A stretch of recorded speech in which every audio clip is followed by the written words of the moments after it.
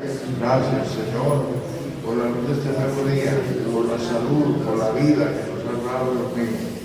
Te agradecemos en estos momentos, oh Dios, todas tus piedades, tus misericordias, tus bondades, Dios mío. Gracias, Señor, por habernos escogido, por habernos metido en tus planes, en tus propósitos, Señor. Por eso estamos aquí, oh Dios, en tu presencia, como testigos de tu salvación, de tus planes de nuestro poder, Señor.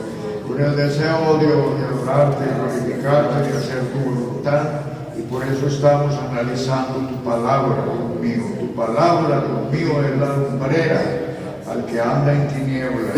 Oh Dios bendito, bendícenos en esta mañana, en el nombre de Jesús. Amén y amén. Bueno, pueden sentarse. Habíamos concluido ahora 8 días con la hecha de 2 preguntas, ¿no? Que no sé si quedaron claras.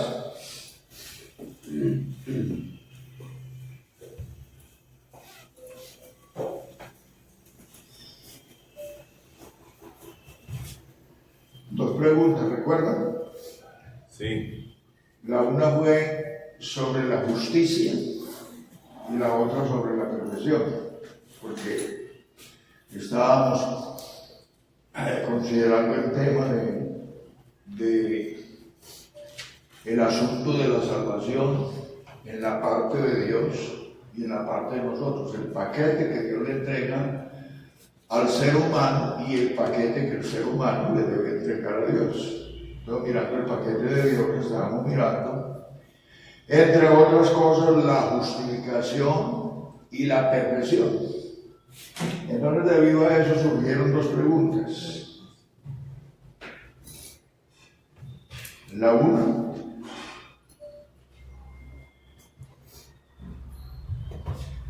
la de Corintios 4. no, creo que era Colosenses, que si Dios nos perfeccionó, entonces ¿por qué el apóstol Pablo dijo no que lo haya alcanzado ni que ya sea perfecto? Fue una pregunta que surgió, la hizo la hermana Iglesia. Bueno, toda la respuesta es que al leer parece contradictorio que Pablo diga, hermano, yo mismo no pretendo haberlo alcanzado, no que lo haya alcanzado ya, ni que ya sea perfecto, y que luego diga, así que todos los que somos perfectos, una misma cosa citamos. Entonces, parece ya algo contradictorio, pero no es contradictorio, porque la primera parte se refiere a una cosa y la otra se refiere a otra. ¿De qué está hablando Pablo en la primera cosa? En la primera parte donde dice no que ni que ya sea perfecto. Está hablando que mientras estemos aquí en este cuerpo y en esta carne, pues todavía no hemos ganado la batalla. Entonces, en ese nivel hay una intervención en todos nosotros, porque no hemos llegado al final a ganar la batalla. Bueno, y con eso concuerda lo que dice Primera de Corintios, lo que dice, porque es necesario que esto corruptible se vista de incorrupción y esto mortal se vista de inmortalidad. Y cuando esto corruptible se haya vestido de incorrupción y esto mortal se haya vestido de inmortalidad, entonces se cumplirá la palabra que está escrita: sobrevida la muerte en victoria. ¿Dónde está, oh muerte, tu aguijón? ¿Dónde os sepulcro tu victoria? Ya que el aguijón de la muerte es el pecado y el poder del pecado la ley. Bueno, entonces Pablo se está refiriendo a ese momento cuando nos separemos de esta materia, y eso sí será ya la victoria final. Bueno, entonces la primera parte se refiere a eso, no que yo lo haya alcanzado, que está perfecto, porque no voy a dar la victoria final. Y la otra parte ya se refiere a la vida cristiana de él y a la de todos los demás. Entonces, por eso sigue diciendo Así que todos los que somos perfectos, y esto mismo citamos, y si otra cosa sentís, esto también nos lo revelará Dios, pero en aquello que hemos llegado, sigamos una misma regla, sintamos una misma cosa. Hermanos, sed imitadores de mí, mirad los que así se conducen, según el ejemplo que tenéis en nosotros. Bueno, toda aquí ya se refiere a la perfección cristiana, a la obra que Dios hace en cada hombre y en cada mujer, que es una obra perfecta. Entonces no se puede confundir lo uno con lo otro. Bueno, la otra escritura es que Pablo también en alguna parte dijo,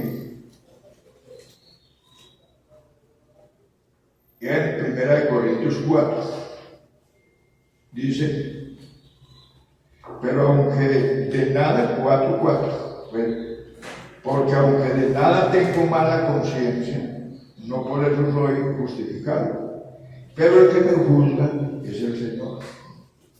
Bueno, entonces si veníamos hablando de la justificación que Dios le entrega a Dios, algunos preguntan, si Pablo tenía esa justificación, porque ahora dice, no por eso puedo ser justificado.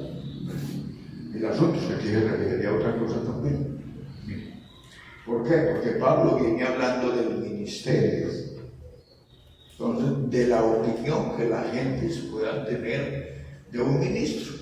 Y como decía yo, unos tienen un concepto muy bueno, otros regular, otros malos, según la manera de la gente analizar y opinar.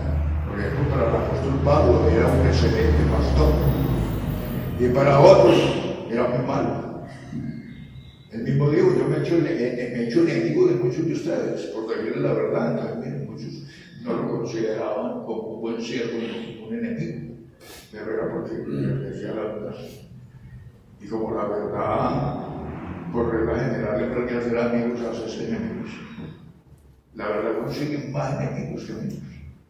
Bueno, entonces, ese era el caso. Entonces Pablo, refiriéndose al ministerio, dijo, pues aunque de nada tengo mala conciencia, pero no por eso soy justificado, pero que me justifica es el Señor. O sea, porque aparte de la salvación, Dios va a pagar el trabajo. El trabajo de cada cristiano Dios lo va a pagar. Cuando la Biblia habla de recompensas, de coronas, de galardones, y eso lo va a pagar Dios. Entonces Pablo dice, pues, si para muchos mi trabajo no ha sido bueno, vamos a mirar qué dice Dios.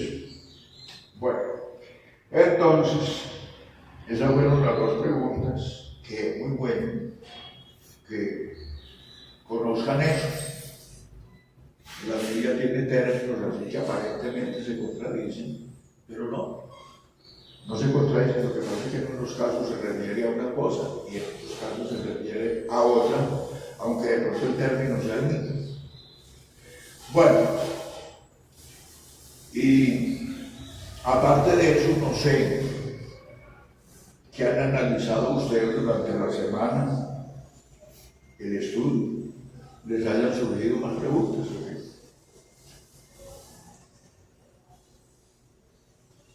¿Hago otras preguntas?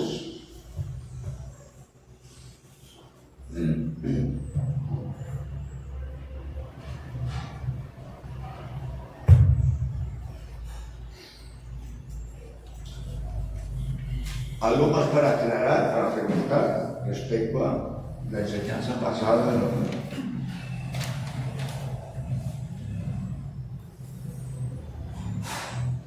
¿No tienen más nada? Bueno, entonces vamos a continuar. Entonces estábamos mirando el beneficio de la palabra de Dios en el asunto de la salvación. Ese fue el tema de ahora 8 días, que sería algo lamentable y aún ridículo que una persona se empapara del conocimiento de la Biblia y luego no resultar ser salvo, no resultar siendo salvo, cuando el propósito por el cual cual Dios dejó la Biblia, la Escritura, sus palabras para que la gente sea salva. Entonces una persona empapada del conocimiento de la Biblia y luego sin salvación. Bueno, entonces luego el tema de Abraham 10, y por eso estuvimos mirando cómo era que una persona se salvaba. Eso no es, a ver, hagamos la oración de fe para que reciba a Jesucristo y sea salvo. No, pero no es así. Eso es un conocimiento que tiene que adquirir la persona, y en ese conocimiento hay un paquete de cosas que el pecador debe entregarle a Dios. Y a la vez, el paquete de cosas que Dios tiene para entregarle al pecador. Cuando eso se da, entrega y entrega. Como dice el profeta Isaías, vengan y estemos a cuenta.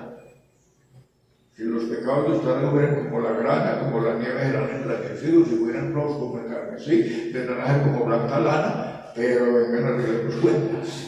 Va a ver cuánta es la parte de ustedes y cuánta es la mía. Bueno, entonces eso no es así como soplar y hacer bombitas. Vengan rodillas y hagan la oración de salvación que se la va a llevar. No, así no es. Y por eso mucha gente que supuestamente son salvos no lo son. No lo son. Y muchos que han empezado esta salvación pues han fracasado. Porque al fin y al cabo han tomado la cosa como en nada. Porque como nada se les enseñó, ninguna responsabilidad asumieron. Entonces la gente dice pues nada en nada. Es lo mismo seguir que no seguir. Bueno, entonces ahora vamos a mirar la salvación desde el punto de vista de la batalla cristiana. Porque Pastor, en la semana pasada usted nos dijo 7 pasos que nos toca a nosotros los creyentes y 7 beneficios que nos da Dios. Pero lo estábamos mirando. Y quedamos en el 5, en la perfección, que Dios nos da la perfección. No faltarían 2 para terminar los 7. No analizamos 2. Bueno, pero ya después de la perfección viene la aceptación como hijo de Dios. Que eso lo miramos también, estamos mirando en primera de Juan, y dice, ahora somos hijos de Dios, creo que sí. Ahora somos hijos de Dios. Entonces, cuando eso se da... Esa era la graduación, que ser hijo de Dios era ser ya la graduación. Sí. Entonces, sí, en esos últimos puntos está la aceptación como hijo de Dios ya. Bueno. Y después de hijo de Dios viene el derecho a la herencia eterna. Ahí quedan claros los 7 puntos. Entre los 7 faltó el que, entre los 7 pasos de la versión faltó el que la persona para poder ser salvo tiene que creer. Ahí faltó, me parece que usted no lo explicó. Que anotamos 6. Anotamos 6 que en los pasos que nos tocara al hombre. No, veníamos diciendo que el primer paso del pecador era reconocerse pecador, y allí empieza la fe a funcionar. Reconocerse pecador. Y todos esos pasos, de hecho, ella dice, aunque más adelante vamos a hablar de la fe, pero todos estos pasos se tienen que ir dando por medio. Tanto el reconocerse pecador, el arrepentirse, el convertirse, el nacer de nuevo, el bautizar, todo eso ya se desarrolla de la fe. ¿Por qué? Porque a Dios no lo estamos viendo. Los castigos y los premios que Dios tiene tampoco los estamos viendo. Porque la fe es la certeza de lo que se espera, la convicción de lo que no se ve. Entonces, de hecho, cuando la persona ya se pone entre la espada y la pared y le dice, mire, usted es un miserable perdido en pecador.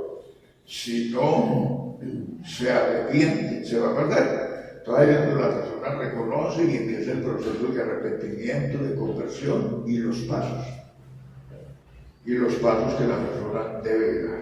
Bueno, entonces los pasos, hablando ya de la parte de Dios, termina, porque Dios ya lo aprueba como hijo. Y por eso dice en una parte, y si hijos, también herederos. ¿Por qué? Porque la herencia de un padre no es para nadie en particular, es para los hijos. Entonces la herencia eterna del Padre Celestial no es para bastardo, ni para esclavo, ni para nadie, es para sus hijos legítimos. Y por eso dice, y si hijos, también herederos. Entonces esa es la última parte, que Dios nos hace herederos de la salvación eterna, de la gloria eterna. Bueno, todo así queda bien, ¿no? Bueno, entonces ahora sí, vamos a mirar la salvación desde otro punto de vista, que es, desde el punto de vista, yo lo llamaría militar. Militar, desde el punto de vista militar, porque la vida cristiana es una batalla, y por eso el apóstol San Pablo dijo, pelea la buena batalla de la fe. Y cuando él terminó, dijo, he peleado la buena batalla. Entonces la vida cristiana, desde otro punto de vista, es una vida militar. Es una batalla que se está peleando. Bueno, entonces, ya habría que mirar los pasos importantes para tener éxito en esa batalla, como buen soldado. Eso le dijo Cristo también a Timoteo, que actuara como buen soldado. Buen soldado. Entonces, a ver, ¿qué es lo primero cuando llega un soldado a prestar servicios? Empiezan a darle una cantidad de instrucciones, una cantidad de disciplinas. Y en primer lugar está que al soldado le enseñan a conocer el arma. Y le cambian hasta el aspecto. Puede ser. Pero lo primero es que le enseñan a conocer el arma. Inclusive se la enseñan a desbaratarla, a volverla a armar, porque el soldado tiene que hacer el mantenimiento a su arma. Mantenimiento. O sea, desarmar, limpiar, aceitar, engrasar. Hay que darle mantenimiento y para eso le enseñan a desbaratarla y a volverla a armar. Porque para poderle hacer mantenimiento y limpieza a una maquinaria o a una cosa, hay que limpiar pieza por pieza. Bueno, entonces, así en el campo espiritual también, miren, aquí en el campo espiritual, el fusil es la palabra de Dios, llamada también la espada de dos filos, llamada también el martillo. Pero en este caso, de la soldadesca espiritual, entonces vamos a analizarla como un arma de fuego, como un fusil. Entonces, como decía, lo primero es aprender a conocer el arma, cuántas piezas tiene, bueno, cómo funciona lo uno, cómo funciona lo otro, para que puedan armar, desarmar, limpiar, engrasar y tener el arma lista. Bueno, entonces, el arma, toda arma, el revólver, el fusil y toda arma, eso se compone de piezas. Tiene sus piezas. ¿Usted quisiera conocer las piezas del arma espiritual? ¿Sí? Bueno. Entonces toda arma tiene sus piezas o digamos también sus partes, sus divisiones. Entonces el arma espiritual, aquí el fusil espiritual que es la Biblia, se compone también de piezas, de partes. Bueno. Entonces vamos a mirar las partes del fusil espiritual, del arma espiritual. Entonces aquí tenemos, existen básicamente dos divisiones, o sea, dos partes principales del fusil espiritual, del arma espiritual, dos divisiones, que se llama Antiguo y Nuevo Testamento. Esas son las dos partes del fusil espiritual. En primer lugar, Antiguo y Nuevo Testamento.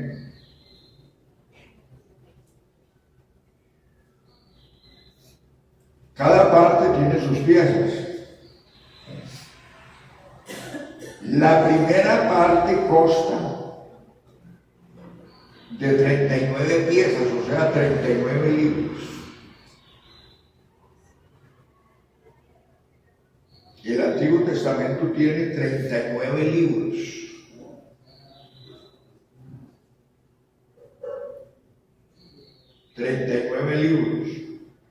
La segunda tiene 27.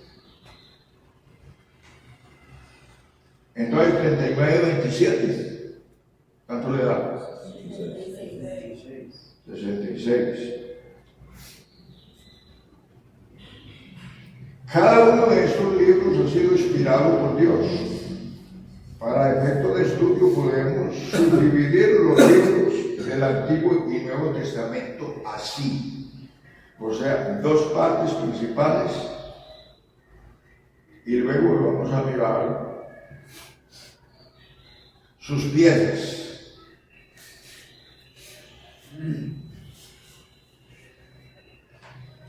El Antiguo Testamento contiene, ya por partes, por piezas, dice, 5 partes primeras, que se llaman, las 5 partes primeras de la Biblia se llama Pentateuco, o libro de la ley. Las primeras 5 partes se llaman el Pentateuco, o libros de la ley. ¿Y cuántas son estas partes? Son 5. Génesis, Éxodo, Levítico, Números y Deuteronomio. Eso es lo que se llama en la Biblia el Pentateuco, o libros de la ley. 5 partes que entre otras contienen el Antiguo Testamento. Bueno, siguen otras partes del arma referente a esa parte que se llama Antiguo Testamento. Entonces viene la otra parte que se llaman los libros históricos. ¿Por qué llaman libros históricos? Porque narran la historia del pueblo de Israel. Entonces, la parte que sigue se llaman libros históricos, porque narran la historia del pueblo de Israel, se llaman históricos. A ver, ¿cuáles son los libros históricos? Son Josué, Jueces, Ruth, Primera de Samuel, Segunda de Samuel, Primera de Reyes, Segunda de Reyes, Primera de Crónicas, Segunda de Crónicas, Esdras, Nehemías y Esther.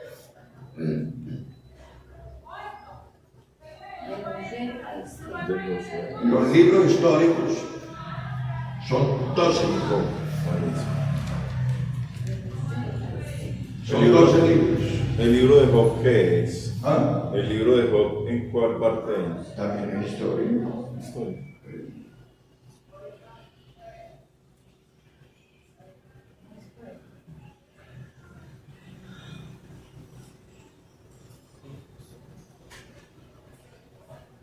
A ver, 1, 2, 3, 4, 5, 6, 7, 8, 9, 10, 11, 12. No, el libro de Job ya está en la otra parte. Está en la otra parte. En la parte que sigue. Los históricos, los libros históricos terminan en Esther. Son 12. Bueno, continuemos con otra parte del Antiguo Testamento, o sea, de esa arma, en su primera parte. Siguen los libros poéticos, la parte que se llama poética, los libros poéticos. ¿Cuántos son? Son 5. 5 los libros poéticos. Y ahí está Job, Salmos, Proverbios, Eclesiastés y Cantares. Libros poéticos. Los poéticos, libros poéticos. Job, Salmos, Proverbios, Eclesiastés y Cantares.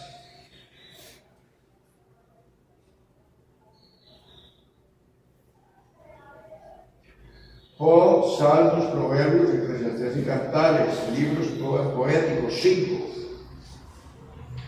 Sigamos con otra parte del Antiguo Testamento, que se llaman profetas mayores. ¿Cuántos son? 6. Profetas mayores son 6. ¿Cuáles?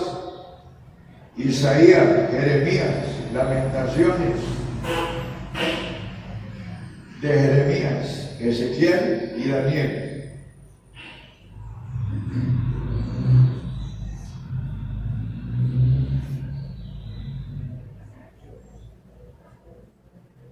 Seis profetas mayores.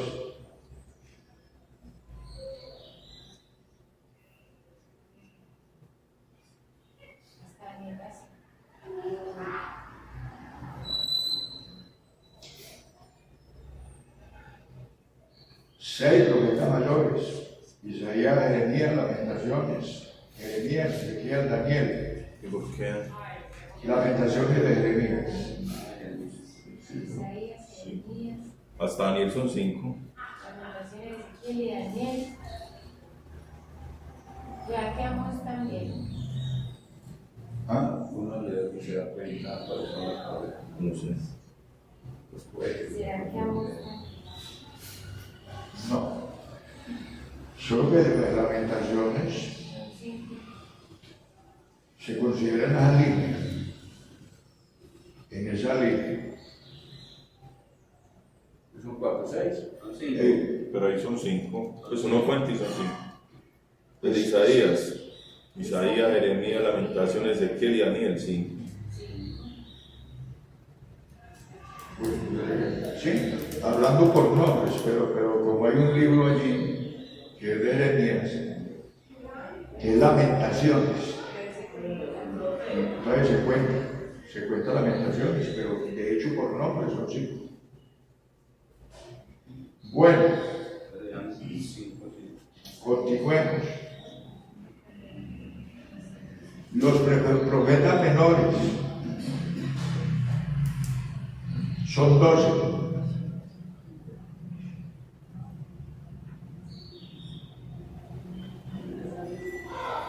Son 12, ¿quiénes?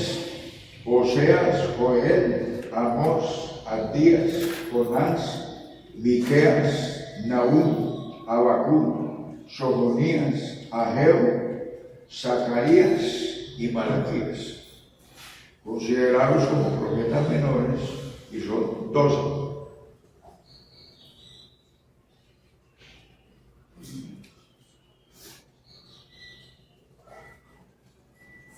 Entonces, los profetas mayores son 5, para que nos den los 39. ¿Sí? Sí. Se puede ser figurar. Eso es Lamentaciones, el libro de los Lamentos. Entonces, El título de profetas mayores y menores se puede como concluir de que tuvieron mayor mérito sí, tuvieron mayor trabajo, más extenso,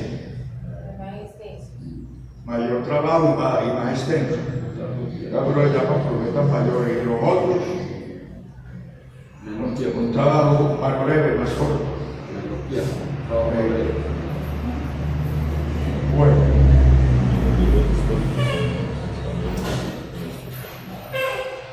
si usted ve que hay profetas que están ahí con una página y media, dos. En cambio, los profetas mayores, libros extensos, temas muy largos. Y en los libros históricos se toca mucho los profetas mayores. Se ve mucho la intervención de los profetas mayores en los libros históricos. No, es que casi todos ellos echaron mano de la primera parte de la Biblia. Tomaron historias de lo de antes. Claro, Se basaron basaron en lo de antes. Bueno, así concluimos las partes del arma del cristiano en el Antiguo Testamento. Entonces llegamos con la segunda parte del arma que está en el Nuevo Testamento. Entonces las partes ya delanteras del arma en el Nuevo Testamento, empezamos con 4 llamados evangelios, los 4 evangelios: Mateo, Marcos, Lucas y Juan. Estas son partes de la última parte de la Biblia, que es el Nuevo Testamento, que tiene 27 libros. Están divididos en estas partes. La primera parte son 4 llamados evangelios: Mateo, Marcos, Lucas y Juan.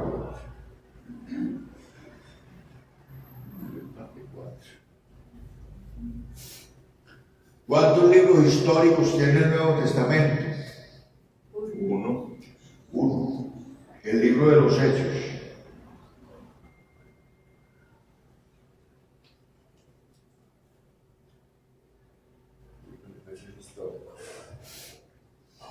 Libro de los Hechos, como libro histórico. Y luego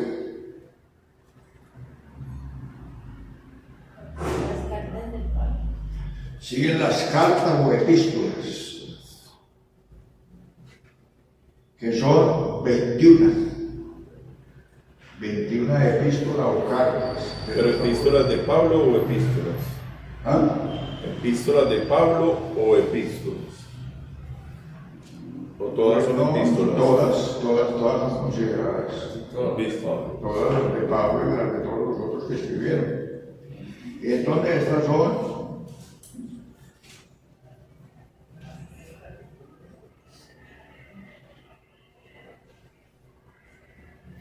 y estas son 21.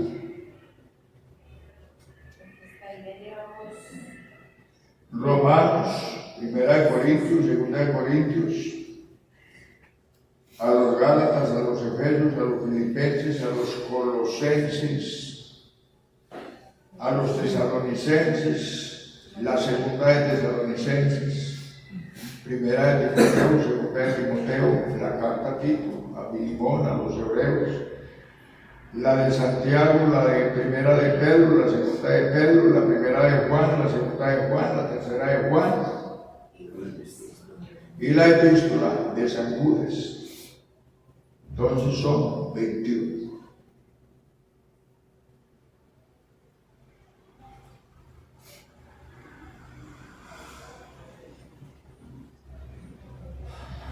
Bueno, libros proféticos.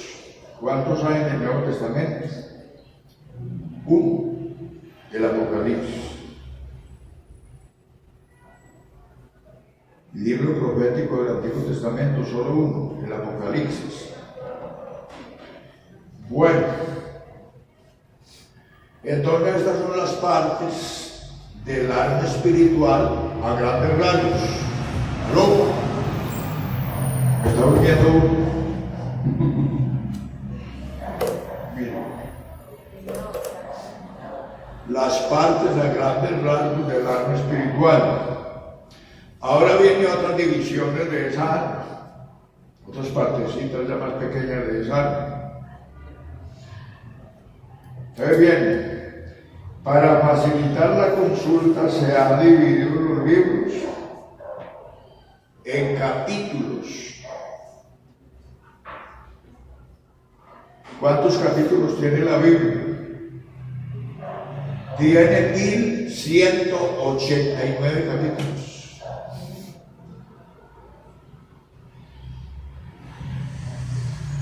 ¿Cuánto? 1189 capítulos.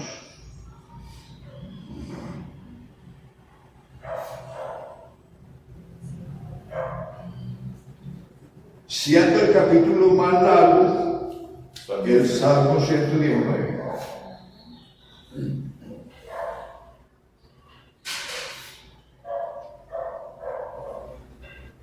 El capítulo más largo de la Biblia es el Salmo 119. Y el más corto es el Salmo 117.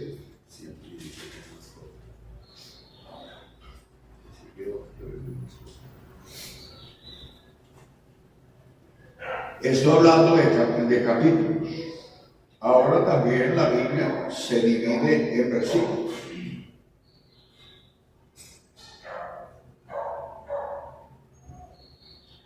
¿Cuántos versículos tiene la Biblia? Tiene 31.163 versículos. 31.163 versículos.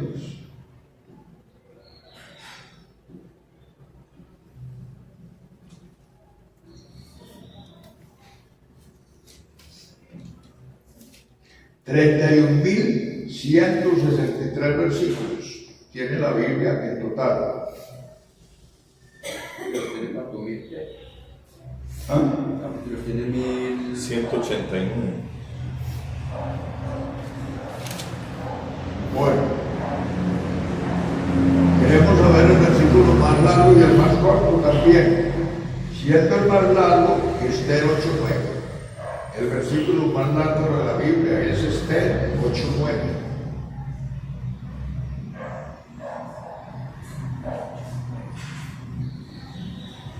Y el versículo más corto de la Biblia es San Juan 11:35.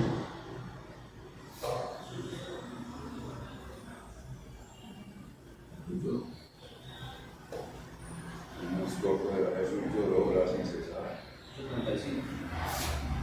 11:35. Sí, 11:35. San Juan 11:35. Y eso dice no matarás. Pero en letras. Bueno, En letras es el más corto. Matar es uno de los más cortos. Jesús lloró. se dice que la división de la Biblia en capítulos la escribió un cristiano llamado Esteban, que murió en el 227. Y la división de la Biblia en versículos se le atribuye también a otro cristiano llamado Roberto.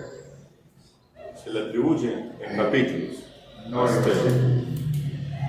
A Esteban Y el capítulo a un cristiano llamado Esteban, que murió en el año 1227. Y la de los versículos se le atribuye a otro cristiano llamado Roberto, quien lo realizó en el año 1550, la división de la Biblia en versículos. Bueno, mire qué importante.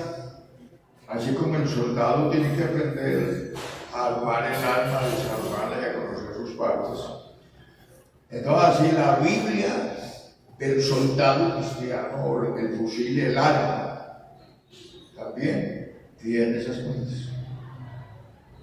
que si el soldado quiere pues, ser un buen soldado, tener eso. Lo primero es aprender a ver qué es lo que tiene en la mano, que es el alma que tiene en la mano, conocerla bien.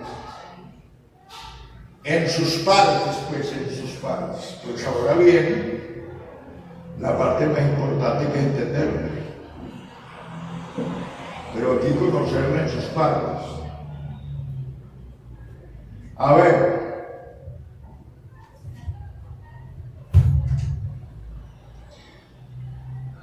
Creo que nos gustaría de pronto conocer, oír de alguna manera el significado de cada libro. Más o menos, ¿cuál es el sentido o el significado de cada libro?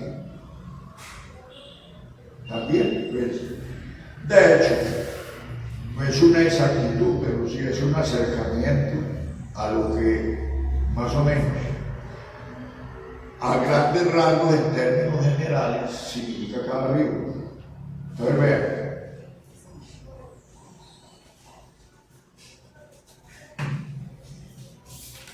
Génesis no solamente significa principio, sino que significa fundación de la nación hebrea. Son pensamientos acerca del significado de cada libro.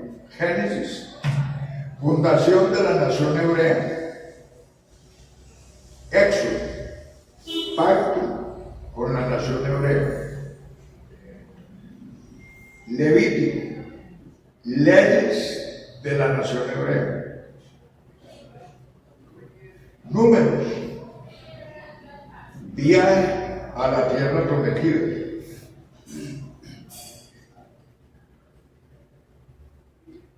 Deuteronomio, leyes de la nación hebrea. O sea, lo mismo que Levítico. O recordatorio. No. Que recuerda lo mismo de leyes, ¿no?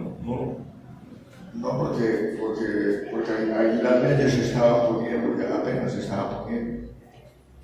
No eran recordando leyes que se habían dado, sino que se estaban poniendo. Deuteronomio, leyes de la nación hebrea. Josué, la conquista de Canaán. Josué, la conquista de Canaán.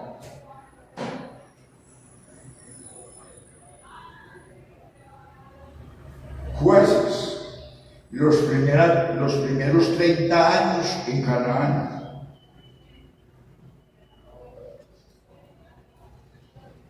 No está aclarando nada, los 30 años. Jueces, los primeros 30 años en Canaán. Que fueron unos 30 años en Canadá. Bueno. Ruth, fundación de la familia de David. Sí. Primera de Samuel, organización del reino.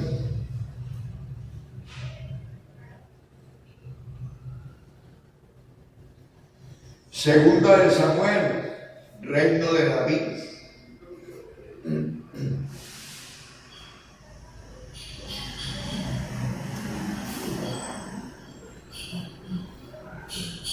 Primera de Reyes, división del reino.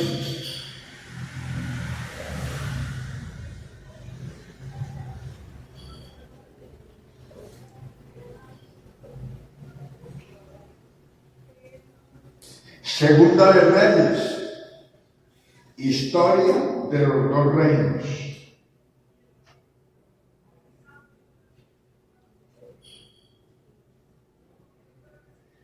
Primera de Crónicas, reinado de David.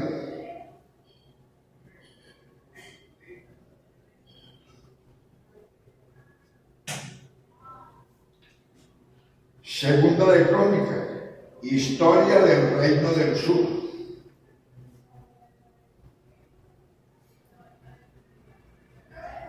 Del sur. Segunda de Crónicas, historia del reino del sur. O sea, porque el pueblo de Israel se dividió en dos reinos. ¿Y cuál era el reino del sur? ¿Ah? ¿Cuál era el reino del sur, loco? Las 10 tribus que se Las otras separaron. 10 tribus de Israel. Las que se separaron cuando el reinado de Jeroboam, que se dividió el pueblo de Israel y quedó Judá y Benjamín. Bueno, entonces ya era reino del norte y reino del sur. Historia de los dos reinos. Primera de Crónica, reino de David. Segunda de Crónica, historia del reino del sur. Esdras. El regreso del cautiverio. Libro de Esdras. El regreso del cautiverio.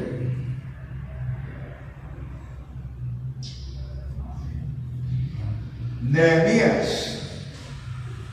La reedificación de Jerusalén. Nehemías, la reedificación de Jerusalén.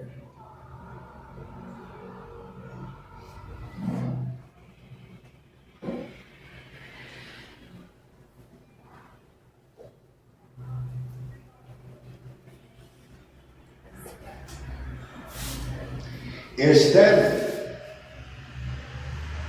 Israel librado del exterminio.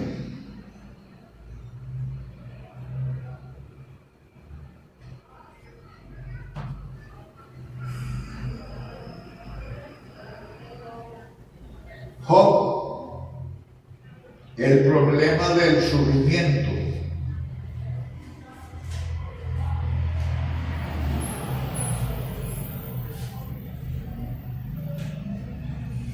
Salmos,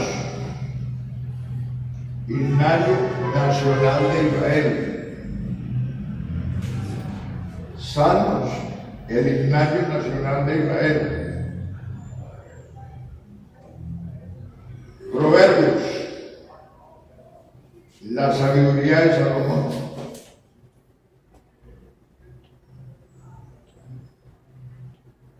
Eclesiastés, la vanidad de la vida terrestre. Eclesiastés, la vanidad de la vida terrestre.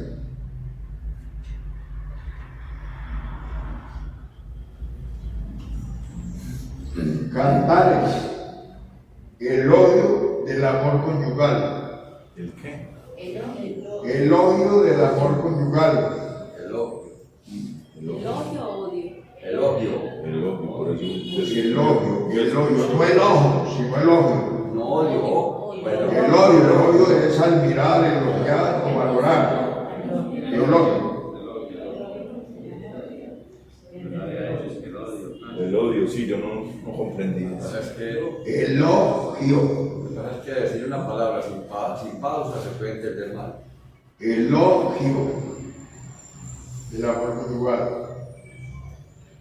Isaías, el profeta mesiánico.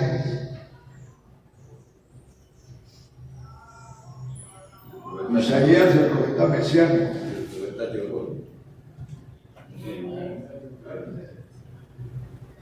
Jeremías, último esfuerzo para salvar a Jerusalén.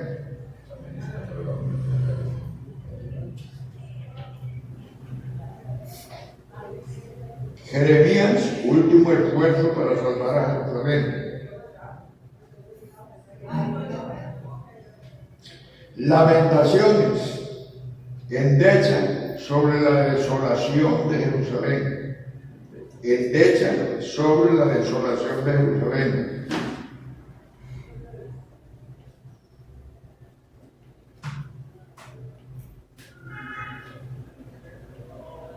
Ezequiel, sabrán que yo soy Dios.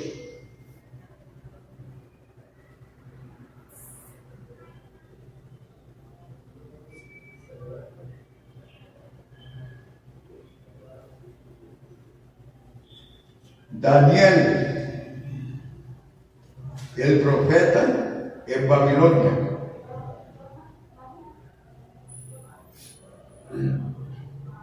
Porque en nuestra Biblia no está el segundo libro de Daniel.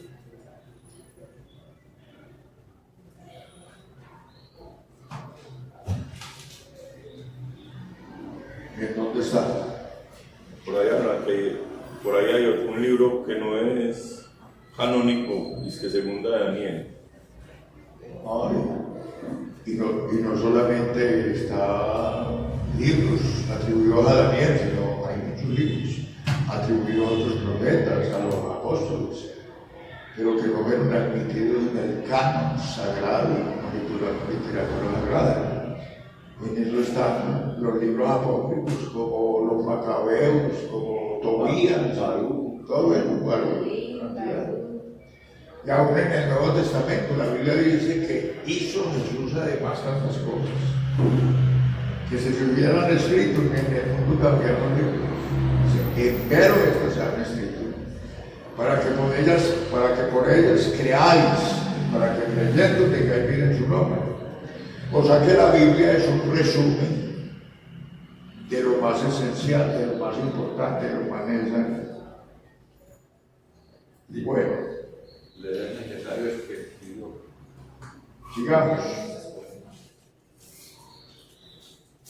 Oseas, apostasía de Israel. Oseas, apostasía de Israel.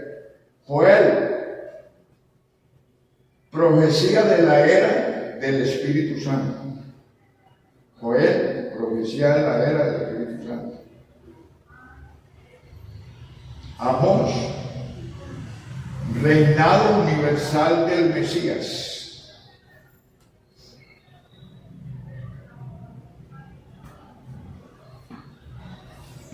Abdías, destrucción de Edom.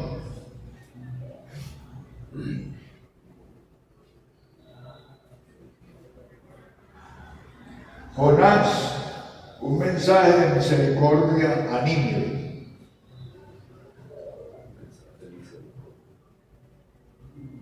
Jonás, un mensaje de misericordia a Nínive.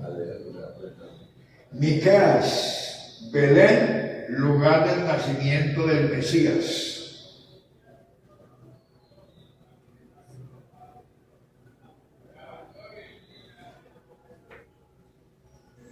Nahum, destrucción de Nínive.